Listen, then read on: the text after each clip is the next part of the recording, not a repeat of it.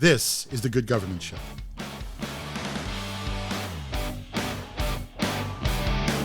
Even being pregnant in the military is a different kind of thing, because they tell you in basic training, if Uncle Sam wanted you to have some kids, he'd issue them to you along with your duffel bag and boots.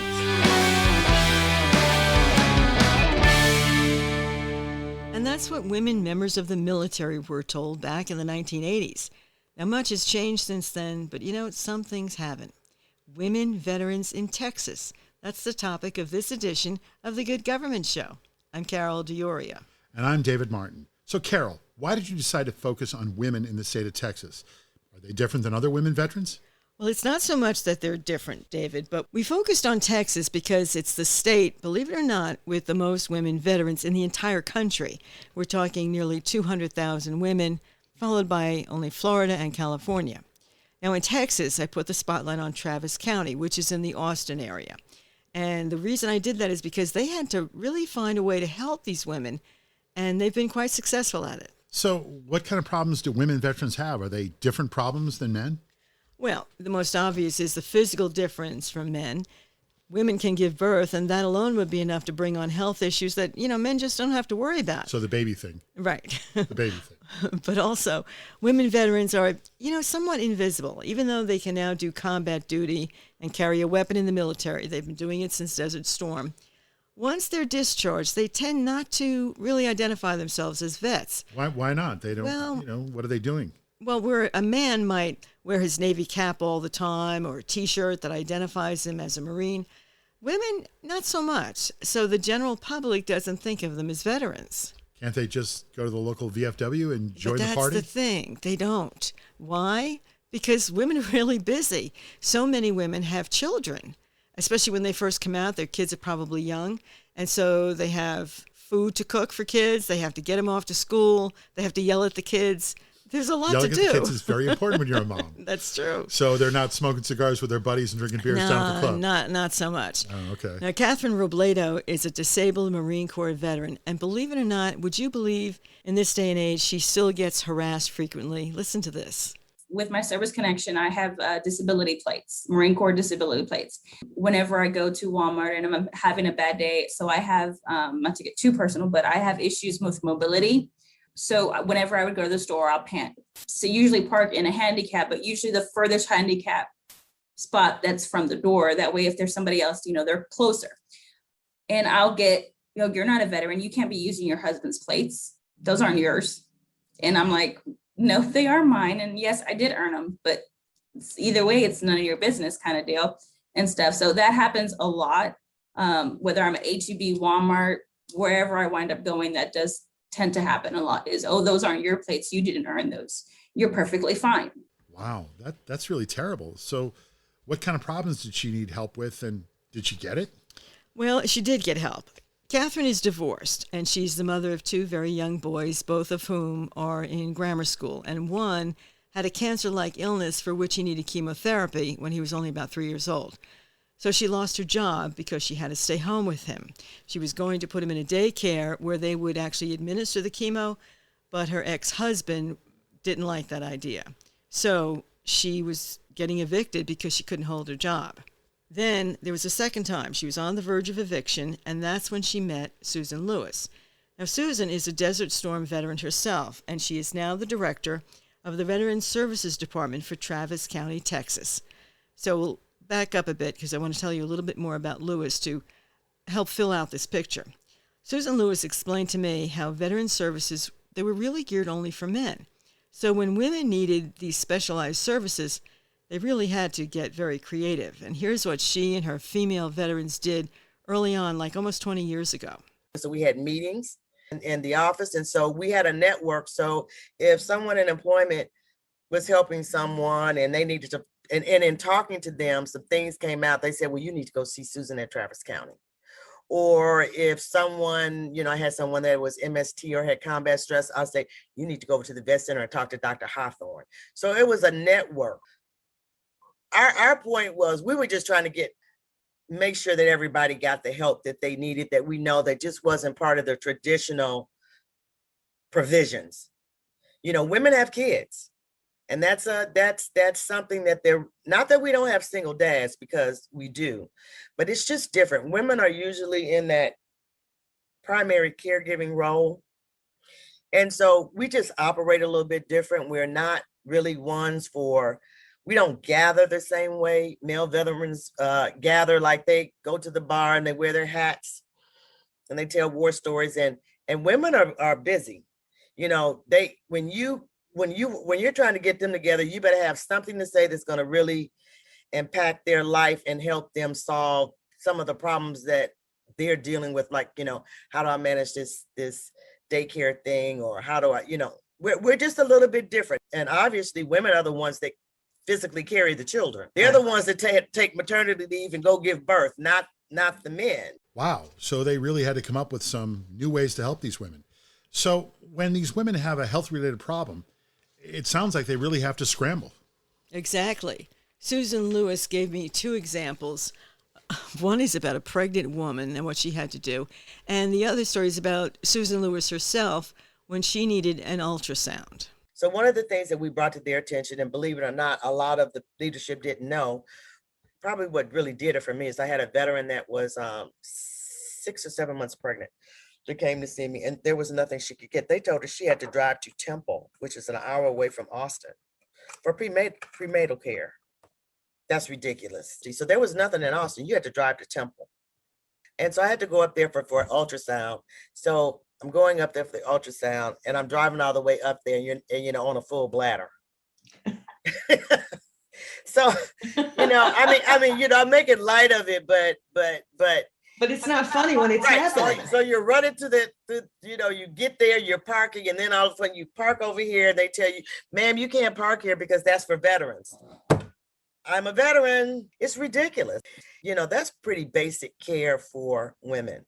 So we should not have to travel that far. But we had to raise a lot of cane before that came up, and they paid attention. Wow. So these women really get a hard time, don't they? They sure do in many ways. And that's only one problem. The sponsor of the Good Government Show is Liquid. And we love Liquid, and not just because they are the sponsor. Well, that's why we love them, because they are the sponsor. But Liquid, what they are is they're a digital marketing and technology company. And what they do is they help other companies find their customers, then they engage them digitally. One of their customers was a 5th-generation business, and Liquid got involved and helped them tell their story and highlight their rich history on their new website that Liquid created. The family had trouble just talking about their products. Well, Liquid showed them a clear way to get their message across. And now they have a new award-winning website, thanks to Liquid, where they have people that make websites and write websites and create websites. That's right. Liquid has a full creative staff. They find out where each customer's clients live online, whether it's Facebook or YouTube or LinkedIn, whatever it is. The bottom line is Liquid helps their customers with a full digital marketing campaign. And that's why we love Liquid, and because they're our sponsor, but we really do love Liquid. At Liquid, they make digital work. So check them out on the World Wide Web at liquidint.com. That's liquidint.com. The Good Government Show is also sponsored by the Rodale Institute. Well, what is the Rodale Institute, you say? Well, the Rodale Institute is growing the organic movement through research, farmer training, and consumer education. Hey, they make healthy food. What's better than healthy food that tastes great? With 8 locations across the country and online educational programs, Rodale Institute provides workshops, webinars, and online courses. Like you could learn to be a beekeeper, or you could learn how to grow epic tomatoes, and the classes are very affordable. Rodale does farm consulting and training programs, helping to move the business and products of our agricultural system to a more organic and regenerative future. Check them out at rodaleinstitute.org. That's rodaleinstitute.org. The Good Government Show is also sponsored by Kutztown University, with more than 130 areas of study, 200 student groups, and 22 Division II sports teams. Kutztown University is the perfect place to find your passion, right in the Lehigh Valley of Pennsylvania. Here's what I know about Kutztown. They have a great rugby team. I've seen them play. They're very good. And they have a sports management program, which is among some of the many business programs they have. The school started as a teacher's college, and they still have an excellent educational program. Arts programs and a German history program are just some of the many ways that Kutztown University stands out. At Kutztown, you can truly major in discovering yourself. That's Kutztown University. We often hear about homeless men veterans, many with post-traumatic stress. Do women have the same issues with homelessness? Oh, sure. There are homeless women veterans, but it's different. It can be worse, really, because many women veterans have children, and so they tend to be the primary caregivers for their kids, much more so than the men, and it causes really big problems. This was really bizarre. I had two people at one time in the same month. They were just almost identical situations where they were going to send them to Temple to the dormitory, which is our way. But they both had sons, and both the sons one was in 11th grade and one was in 12th grade, getting ready to graduate. And so in order for them to get the housing and to fit on their criteria and all that, they had to be in a shelter. They had to be in a shelter for a certain amount of time. So she would not go in because she wasn't taking her son there, because if they're over 13, they can't be with their mother. And she said, I know that he's 17, and I know that, she said, but I'm sorry, he's still my baby, and I don't know who's over there. And you know, and so that became problematic. That became a barrier for a lot of them. But again, you know, that's when you go to your underground and you go to your VFW and your ladies auxiliary and say, look, you pass the hat. You know, you end up passing the hat to try to get those people in a situation where you can, a lot of times, if you can even get the money to send the child to a family member. Now, you said earlier that Catherine, she's our Marine Corps veteran, you said she was about to be evicted? Right, a second time. She explained to me that she was evicted the first time, and at one point she was really in dire straits. She was afraid to go to a shelter with her kids. Why was she afraid to go to the shelter? Well, you know, sometimes they separate mothers and kids if the children, boys, are over the age of 13. But she also didn't want to go to a shelter with her kids because she just felt that, you know, sometimes there are troubled people in the shelter, and she didn't want her kids exposed to that. And she also has some post-traumatic stress, a lot of anxiety that she suffers with, so she didn't want to go that route. What she did is she lived, believe it or not, in her car for a while, and then she lived with relatives for a bit. Eventually, she was able to get on her feet. She found a security job with Travis County. But even then, she was having real trouble paying her bills. And so that's when she was on the verge of being evicted again. It was at that point that she met the folks in Travis County at the Veterans Office. And here's how that played out. I met Susan, I met Berta and Anthony and Oli and everybody. And they were being very helpful. They found out that I was a vet, so they tried to help me with my disability claim. At the time, it was only 30%. They helped me with that, and they actually helped me get it to 70%, which was great. But when Berta found out that I wind up actually finding a place, and when she found out that I was having issues making payments on it, and I was actually going to be evicted within the next couple months, she was able to get a hold of the VFW, which is Veterans of Foreign Wars, their motorcycle club, and they were actually able to do, I had no idea this was happening, of course, do like a raffle type deal, and they were actually able to raise money for me to get a new apartment in a better area, closer to where I was working and closer to where the kids went to school. So I see what you mean when you say these women veterans, they had to form their own network and they had to get creative. Exactly. And here's another way that women veterans are a bit unique. They need to talk about different things from men. So women have different conversations than men have? Different topics, David. Different topics. Okay, Yes. I got it. A female veteran, and we had people that came from all over the place. They would contact us because they wanted to talk to another female veteran about filing a disability claim. And it could be MST, military sexual trauma. So it could be that, you know, or they didn't feel comfortable talking to a man about it, or it could be, you know, they did some kind of gynecological OBGYN problem that they didn't feel comfortable talking to a man about, and that a man didn't feel comfortable talking to them about, because they said, you know, they don't want to hear, just go ahead and write it down, you know. So you could have, well, you know, I mean, it is what it is. And so you had that sympathetic ear. And of course, there's certainly a camaraderie, like a sorority with women veterans. Wow, Carol, it sounds like these women have had a really tough go. They really have. Hasn't been easy. And so the whole time, it's been the Travis County Veterans Service Department that really seems to be at the core of help for all these women.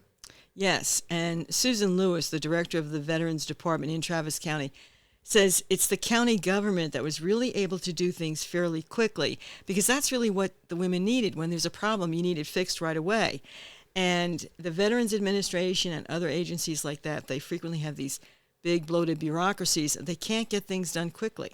That's the thing, is once the right people hear that this is a problem and it's an easy fix, and it's even more economical, then they're fine. But you just have to go through so many processes with the VA, because that's bureaucracy there to get something like that looked at, evaluated. It's got to go to 10 other people, and then they say yes, and then you got to go through a whole production to get it implemented. And that's the other thing that I appreciate about working at this level, is you just can present your case to our subcommittee and to our commissioners court, and to maybe coordinate with some other departments, and you can get it done. So Travis County, Texas is helping women veterans get the services they are entitled to. Wow, Carol, it sounds like you found the right woman in Texas to get these women the help they need. So here's another example of how good government sees a problem and says, I can fix this. And they go ahead and they do fix it, and they get it done. I'm David Martin. And I'm Carol Dioria. And that's another edition of The Good Government Show. Thanks for listening. See you next time.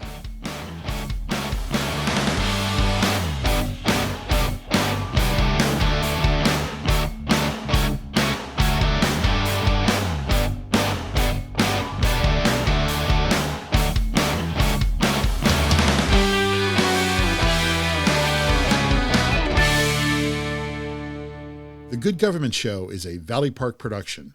Jason Stershic is our editor and producer. Associate producers are Jade Ludlow and MacKenzie Martin. The executive producers of The Good Government Show are Jim Ludlow, David Martin, and David Snyder. Join us again right here for another episode of The Good Government Show.